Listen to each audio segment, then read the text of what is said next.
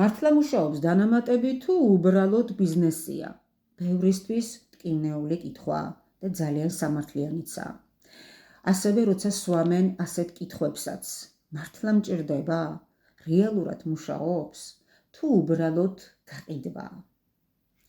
მოდი ემოციის გარეშე ვთქვათ სიმართლე. დანამატები არ არის ჯადოსნური აბები, როგორც ამას ზოგიერთები ელოდებიან ხოლმე. ისინი არ კურნავენ ყველაფერს, არ ცვლიან სრულად კვებას და არ მუშაობენ ერთ დღეში, როგორც ამას აკეთებს ქიმიური წამლები. მაგრამ რას გვეუბნება კვლევები? თანამედროვე კვება ხშირად ვერ უზრუნველყოფს საკმარის ვიტამინებს და მინერალებს.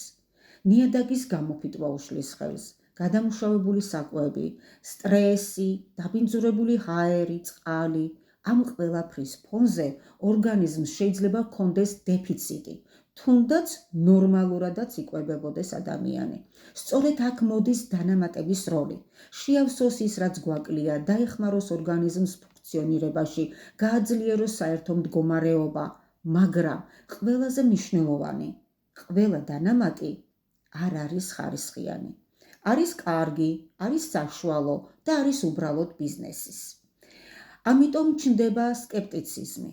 როცა ადამიანი ერთხელ მოტყუდება, ის აღარ ენდობა არც ერთ კომპანიას და ამბობს, ეს ყველაფერი არ მუშაობს.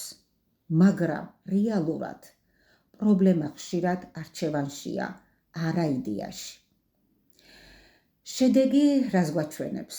ადამიანები, ვინც სწორად არჩევენ და სწორად იყენებენ, ხედავენ შედეგს დროში. მეტი ენერგია აქვთ, უკეთესი იმუნიტეტი, საერთო მდგომარეობის გაუმჯობესება. მაგრამ ისინი, ვინც ელოდებიან სწრაფ სასწაულს, იმედგაცრუებულები რჩებიან. სიმართლე არის ეს, დანამატი არის მხარდაჭერა, არა მაგია. თუ სწორად გამოიყენებ, დაგეხმარება, თუ არასწორად, უბრალოდ ფულის ხარჯვა.